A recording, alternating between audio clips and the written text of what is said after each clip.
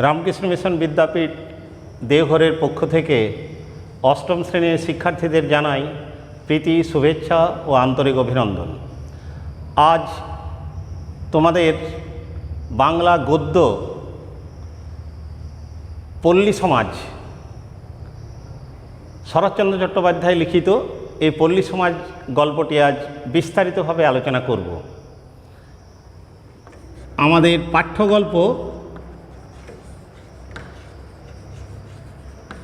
পল্লী সমাজ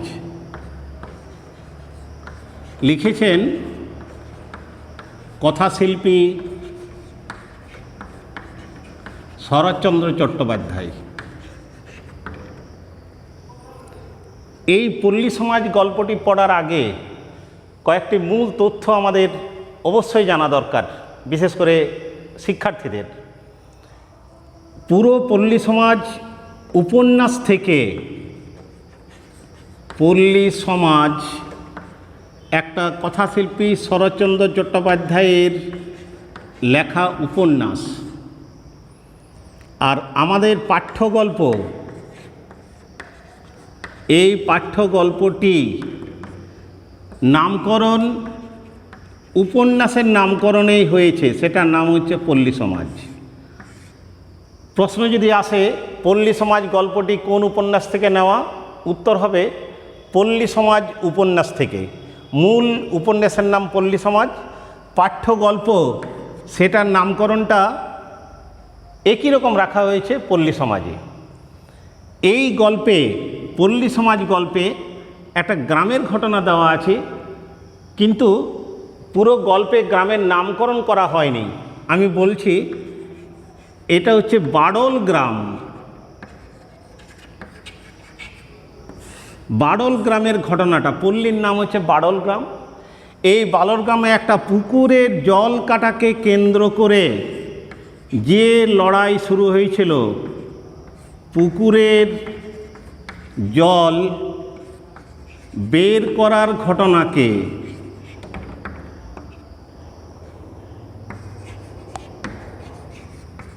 কেন্দ্র করে যে বিবাদ,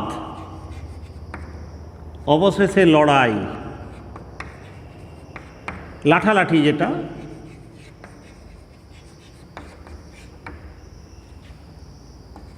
হয়েছিল, এটা হচ্ছে এই গল্পের মূল কারণ। আমাদের মধ্যে প্রশ্ন আসতে পারে যে কেন এই পুকুরের জলটা বের করার জন্যে রমেশ মুখোপাধ্যায়ের সাথে পীরপুরের কুখ্যাত লেঠেল বাহিনী, মুসলমান লেঠেল সর্দার আকবরের লড়াইটা হয়েছিল। এর নেপথ্যে একটা ঘটনা আমরা জেনে নেব। আলোচনায় আসি, তোমরা বইটা পড়লেই বুঝতে পারবে যে কি এর বিষয়। তার আগে একটু ভৌগোলিক সীমানাটা আলোচনা করি। কেমন? এই বাডল গ্রামের এইখানের মানুষ অধিকাংশই কৃষিজীবী, কৃষক সম্প্রদায়ের, অর্থাৎ যারা ধান চাষ করে জীবন জীবিকা চালায়। একটা এখানে পুকুর রয়েছে,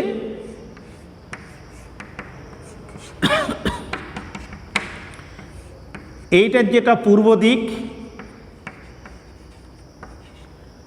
এই পূর্ব দিকটা একটা সরকারি উঁচু বাঁধ আছে, সরকারের, গভর্নমেন্ট সরকারের বাঁধ, খুব বড়, এটাই উঁচু জায়গা। এই পুকুরের জল কোনোভাবেই উপর দিকে যাবে না, জলের ধর্ম হলো নিচের দিকে যাওয়া। এর পশ্চিম আর উত্তর এই দুটো দিকেই কি আছে? উঁচু গ্রাম, বাডল গ্রাম, উচ্চ গ্রাম। এই গ্রামটার সীমানা এই দুটো। তাহলে পূর্ব দিক গেল, পূর্ব দিকে জল কেটে যাওয়া যাবে না, পূর্ব দিক বন্ধ। উত্তরে গ্রাম, এইখানেও জল কেটে যাওয়া যাবে না। পশ্চিম, এইখানেও জল কেটে বের করা যাবে না।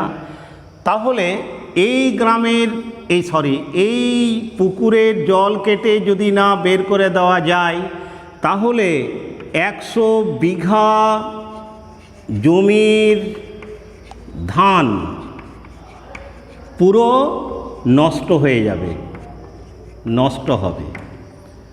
প্রবল বর্ষাকাল, এই বর্ষার অবিশ্রান্ত বর্ষাধারায় এমনিতেই চারদিকে জলে থই থই মাঠঘাট, তারপরে ধান জমি পুরোপুরি ডুবে গেছে। এরপর এই যে পুকুরটা ঢালু জমি দিয়ে যদি জল নিষ্কাশন করা না যায়, এই ধান জমির পুরো জলটা তাহলে কি হবে, পুরো ধান নষ্ট হয়ে যাবে। এই বাডল গ্রামের প্রায় 200টি পরিবারের অন্নের সংস্থান এই 100 বিঘা জমি। তাহলে কি হলো, 100 বিঘা জমিটার যারা মালিক তারা অত্যন্ত দরিদ্র কৃষক। এই কৃষকদের সপরিবারের জীবনধারণ একমাত্র উপায় এই ধানি জমি। এখন কি হলো, এই ধান জমিটা জলে ডুবে গেছে, জলটা বের করতে হবে ধান জমি কেটে। নিচে একটা দক্ষিণ দিক, এই দক্ষিণ দিকে একটা ছোট্ট জলাধার আছে, ছোট্ট জলাধার মানে ছোট্ট একটা পুকুর, পুকুরেই বলবো এই জলাধার। এই ছোট্ট পুকুরের জলটা যদি বের করে দেওয়া যায় তাহলে এই ধান জমিগুলো রক্ষা পাবে। কি হলো তাহলে, এই যে ছোট্ট পুকুরটার নিয়েই বিবাদ। এই ছোট্ট পুকুরটায় কি হয়, 3টে অংশীদার, একটা হচ্ছে বেনি ঘোষাল, আমরা গল্পে আসছি, বেনি ঘোষাল একটা শেয়ার 1 নম্বর। 2 নম্বর হচ্ছে মুখুজ্জাতে 2 ভাগ, একটা হচ্ছে রমা মুখোপাধ্যায়। আমি একটু পরে বলবো এই রমার ব্যাপারটা কি। রমার একটা ছোট্ট ভাই আছে, তার নাম হচ্ছে যতীন, এই গল্পে আমরা পাবো। যেহেতু যতীন এখন সাবালক হয়নি, বয়স কম, সেই জন্যে যতীনের সম্পত্তির, যেহেতু রমা বাবা যতীনের বাবা মারা গেছে, সেই জন্যে যতীনের সম্পত্তিটা দেখাশোনা করার দায় এবং দায়িত্ব তার দিদি রমার উপর পড়েছে। সেই সূত্র ধরে রমা যতীনের অভিভাবক, গার্জিয়ান, সেই জন্য মালিকানার সূত্রটা এখানে যতীন হওয়া উচিত ছিল, যেহেতু যতীন নাবালক, সেই জন্য রমা মুখোপাধ্যায়কে লিখলাম। আর 3 নম্বর আর একটা মুখোপাধ্যায়ের অংশীদার ছোট, সেটা হচ্ছে রমেশ মুখোপাধ্যায়। আমরা খুব ভালো করে এটা জেনে নেব। এই ছোট্ট পুকুরটা, যেটাতে সারা বছরে মাত্র 200 টাকার মাছ বিক্রি করা হয়, তাতে 3টে ভাগ হবে, মাত্র 200 টাকা। এই 200 টাকা মাছকে নষ্ট না করার জন্যে, 200 টাকার জন্যে গরিব মানুষদের 100 বিঘা ধানি জমি নষ্ট হোক, এটা বেনি ঘোষাল মনে প্রাণে চাইছে, কিন্তু রমেশ কোনোভাবেই চাইছে না। আমরা একটা জিনিস আলোচনা করব, এই 3 জনের মধ্যে বেনি ঘোষালের যে চারিত্রিক পরিচিতি, তার সাথে রমেশ ঘোষালের চারিত্রিক পরিচিতি পার্থক্য অনেক বেশি। রমেশ মুখোপাধ্যায় নতুন শিক্ষায় শিক্ষিত তরতাজা যুবক, তার বিবেকবোধ আছে, তার মনুষ্যত্ববোধ আছে, সে এক কথা হচ্ছে মানব দরদি, মানব দরদি। এ জমি বাড়াতে চায় না, কিন্তু মানুষের সাহায্য করার জন্য এগিয়ে আসে। এর লোভটা বড় নয়, স্বার্থটা বড় নয়, হৃদয়টা বড়। রমেশ মুখোপাধ্যায় প্রকৃত অর্থে মানব দরদি, জনদরদি। গ্রামের প্রত্যেকটি মানুষ যারা খেটে খাওয়া শ্রমজীবী মানুষ, তারা কি করে, রমেশকে গ্রামের দেবতা বলে মনে করে। আমরা পরে একটু পরেই পাব। কিন্তু বেনি ঘোষাল হচ্ছে শোষক শ্রেণীর মানুষ, সুযোগ পেলেই সে কম পয়সাতে অনেক বেশি পরিমাণ, বেশি মূল্যের জমি কিনে নেয় গরিব কৃষকদের কাছ থেকে। তার মনে মনে ধারণা, যদি 100 বিঘার ধানি জমি নষ্ট হয়ে যায়, কৃষকরা অনাহারে যখন মারা যাবে, তখন সেই জমিগুলো কম দামে তারা বিক্রি করার জন্যে বেনি ঘোষালের কাছেই আসবে। আর সেই বেনি ঘোষাল কী করবে? কম অর্থ দিয়ে বিপুল পরিমাণ জমিদারি বাড়াবে, বিপুল পরিমাণ জমিটা বাড়াবে, এটা তার উদ্দেশ্য। এখন আমরা দেখতে পেলাম এই যে গল্পটা শুরু হবে পল্লী সমাজ একটা ছোট্ট পুকুরের জল নিষ্কাশনের ঘটনাকে কেন্দ্র করে। একজন বলছে না, আমাদের 200 টাকা মাছ নষ্ট হবে, এই টাকাটা কে দেবে? আর বেনি ঘোষাল এই যে রমা মুখোপাধ্যায় একে এমনভাবে ভুলিয়ে রেখেছে, এমনভাবে হাতে করে রেখেছে, সুযোগটা কি নিয়েছে? রমার বাবার সাথে রমেশের বাবার অনেক দিন ধরে একটা মোকদ্দমা চলছিল, মামলা চলছিল, কেস চলছিল। সেই সূত্র ধরে রমাদের সাথে রমেশের কোনো কথাবার্তা নেই, পারিবারিক বিবাদ। সেই সুযোগটা নিয়েছিল বেনি ঘোষাল। বেনি ঘোষাল তখন কি করেছে? রমাকে বুঝিয়েছে যে কোনোভাবেই পুকুরের জল কাটাতে তুমি রাজি হবে না, রমেশ একা কিছুই করতে পারবে না। এই হলো গল্পের প্রথম পর্ব। এরপর আমরা যখন পল্লী সমাজ গল্পটা, তোমাদের কাছে বই আছে, বইয়ের গল্পটা যখনই পড়বে তখনই দেখতে পাবে যে এই গল্পের শুরু, এই গল্পের শেষ শুধুমাত্র রমেশ, আকবর, বেনি ঘোষাল আর রমা এদিকে নিয়েই এই গল্পের শুরু, এই গল্পের শেষ। কি দাঁড়ালো তাহলে? আমরা দেখতে পেলাম এই পুকুরটাকে করার জন্যে গ্রামের 200 কৃষক, গরিব কৃষক প্রথমে বেনি ঘোষালের কাছে গিয়েছিল। বেনি ঘোষালের দরবারে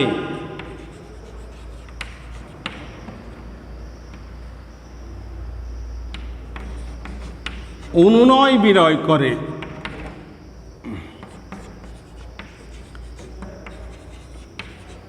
কেন?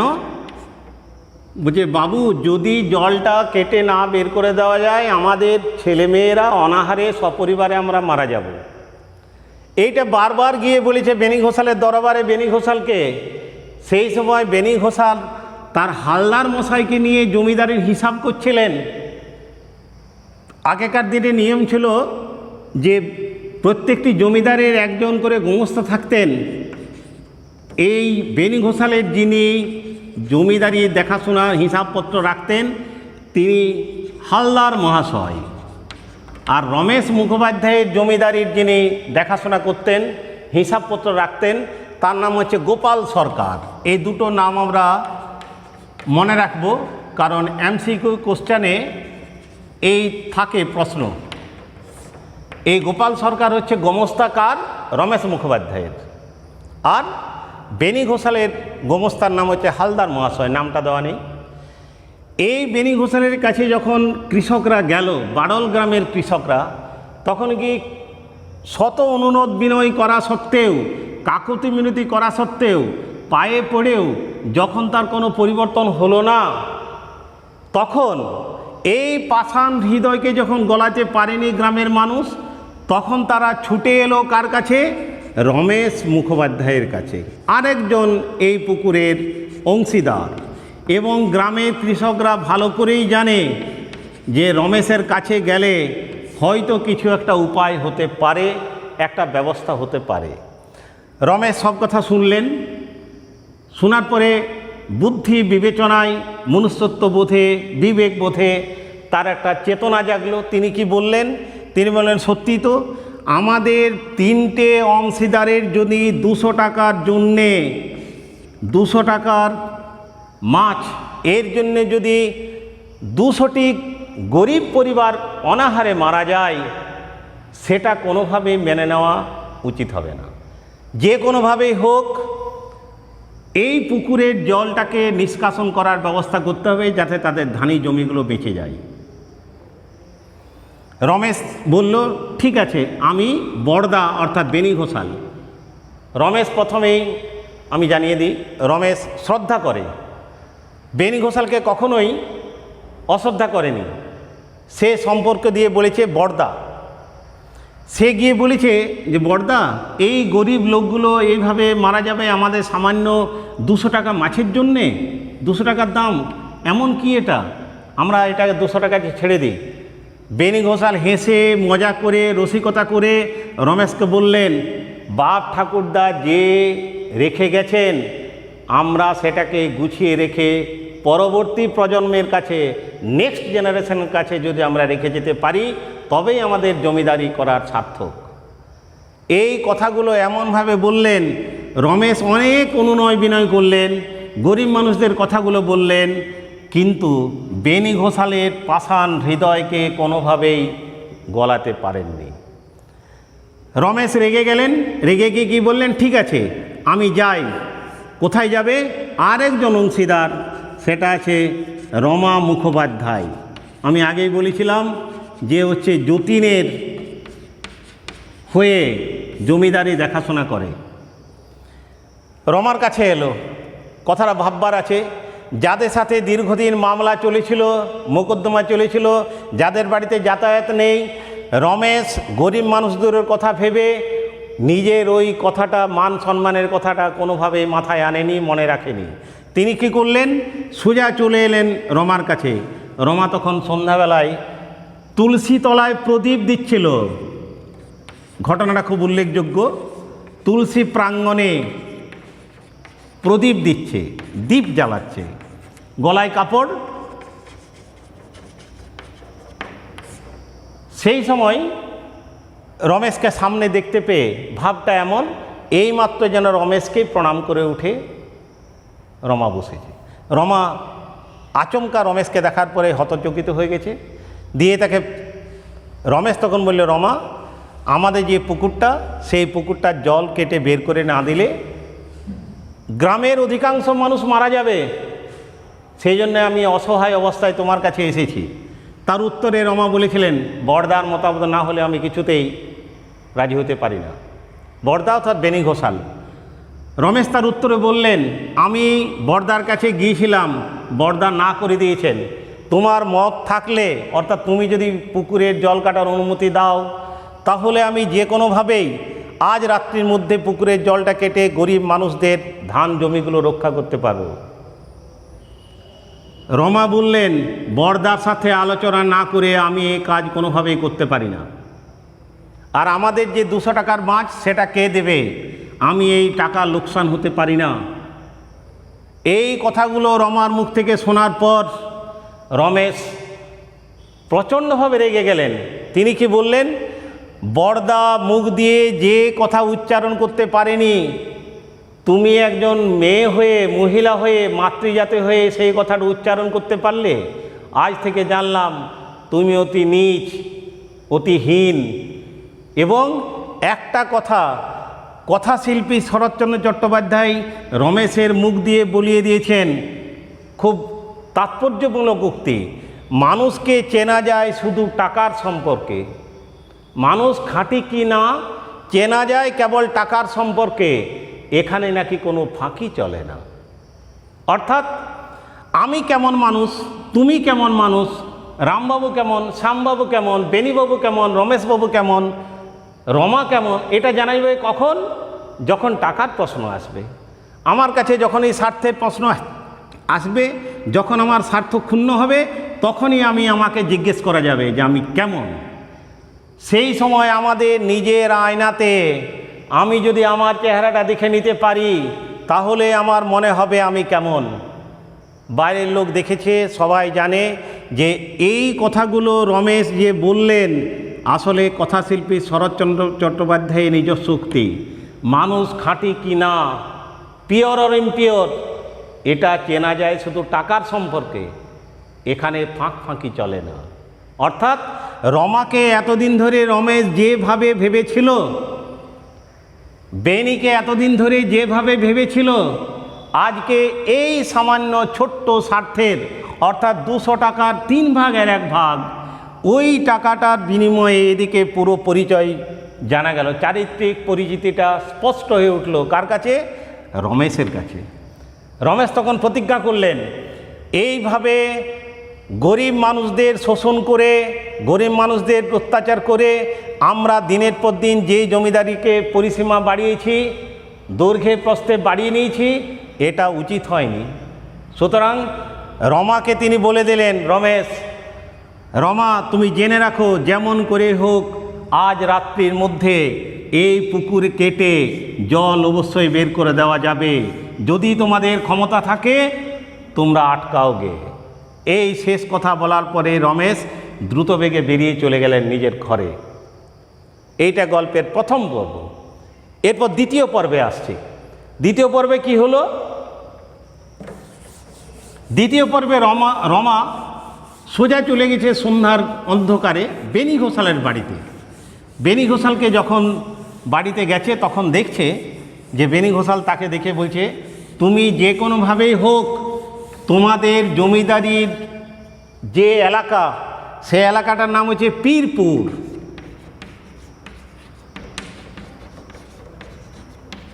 পীরপুর গ্রামের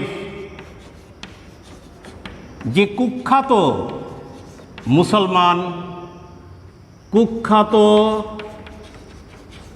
মুসলমান লেঠেল সর্দার, যে লাঠি খেলায় পটু, সর্দার আকবর, এই আকবরকে তুমি বাঁধ পাহারাতে কাজে লাগিয়ে দাও। ওই বাঁধটাতে পাহারা দেবে রাত্রিতে আজ। কারণ রমেশ তো বলেছে বাঁধ পাহারাতে পাঠানো হয়েছিল। পীরপুরের ওই লেঠেল সর্দার আকবরকে আশেপাশের সমস্ত গ্রামের লোকরা জানে। 10টা গ্রামের লোক জানে যে আকবর লেঠেল সর্দার। ও সামনে যখন দাঁড়াবে তখন কারু ক্ষমতা নেই তার হাত থেকে লাঠি কেড়ে নিয়ে তাকে ঘায়েল করবে। এত বড় একটা কুখ্যাত লেঠেল সর্দারকে বাঁধ পাহারার জন্য পাঠিয়ে দিল।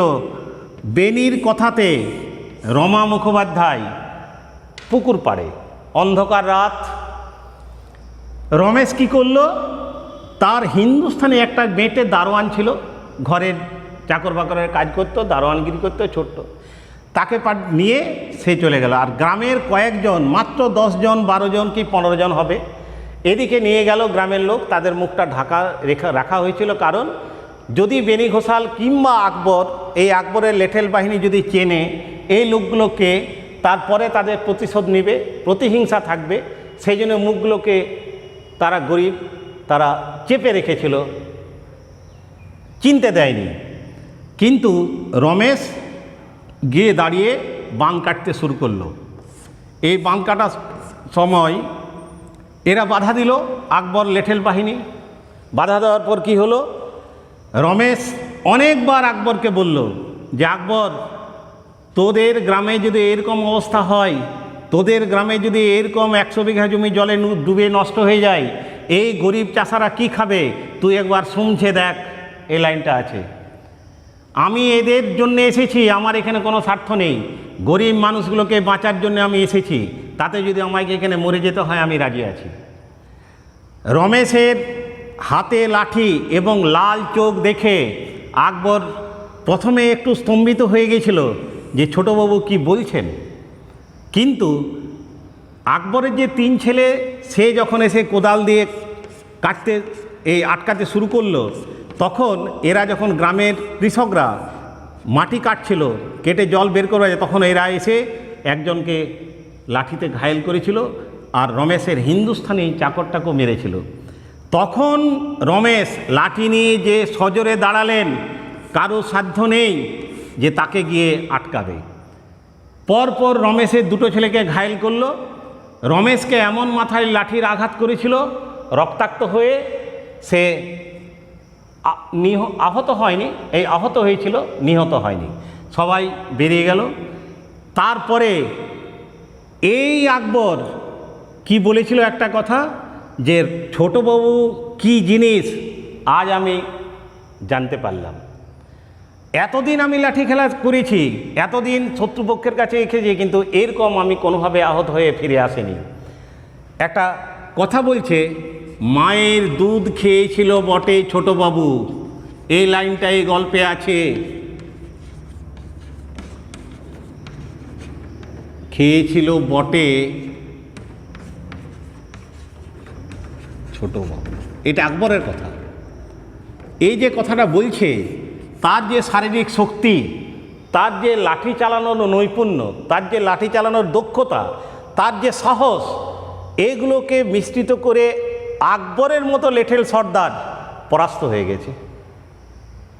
এরা সবাই কি করলো? ফিরে এলো। লেঠেল বাহিনী আকবর আহত, তার 3 ছেলে রক্তাক্ত অবস্থায় এসে বেনি ঘোষালের চণ্ডী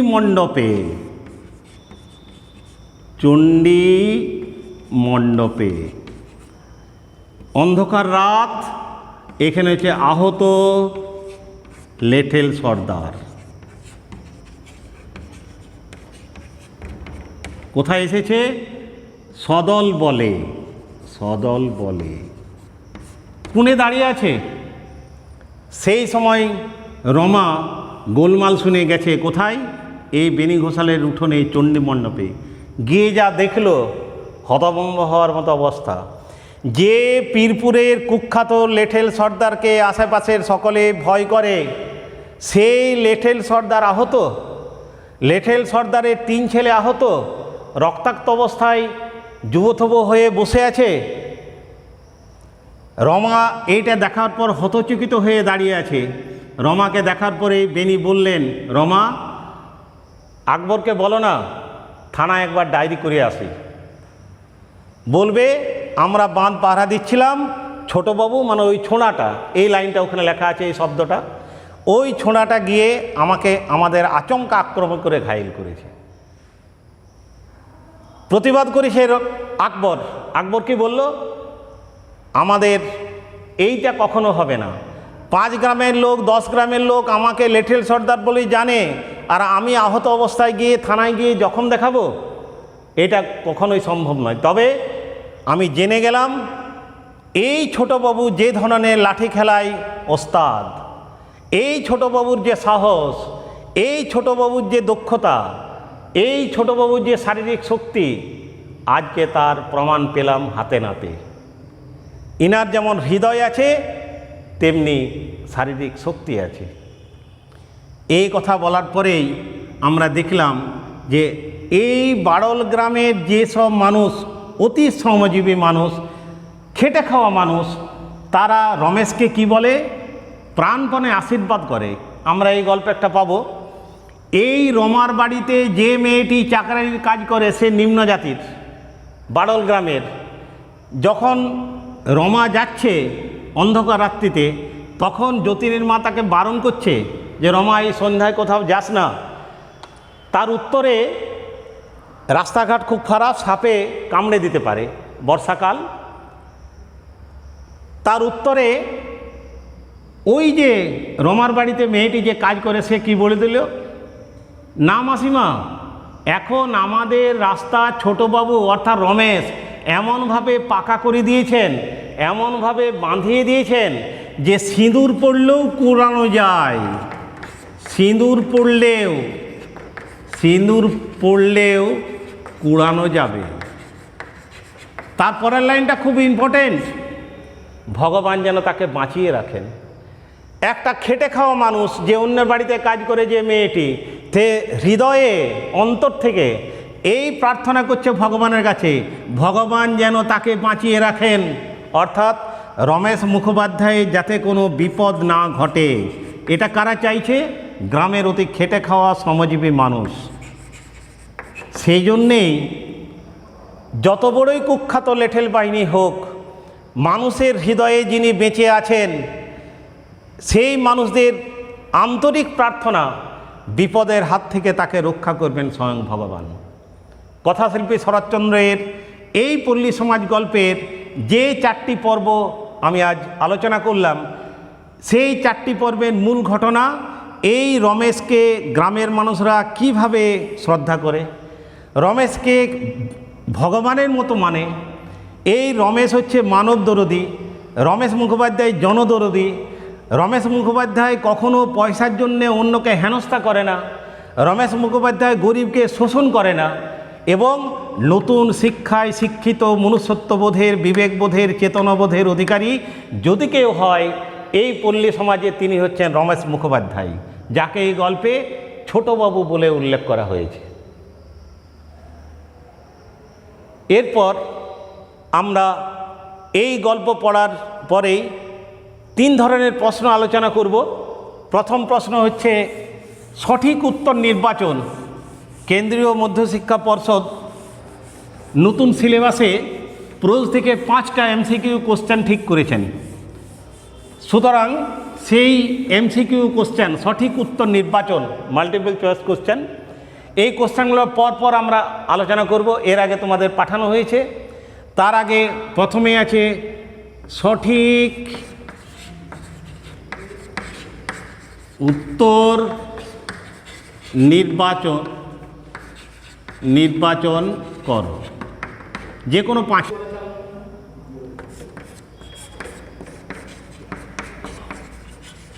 2 নম্বর আছে সংক্ষিপ্ত উত্তর ভিত্তিক প্রশ্ন। আর 3 নম্বর আছে প্রসঙ্গ সহ ব্যাখ্যা। এইটা আছে 100 শব্দ, 100 শব্দের মধ্যে লিখতে হবে। মূল্যায়ন হচ্ছে 5। এইটা যে সংক্ষিপ্ত উত্তর ভিত্তিক প্রশ্ন 1 + 2 + 2 5। এটা আছে প্রতিটি প্রশ্নের মান 1। ঠিক আছে, এর পরের ক্লাসে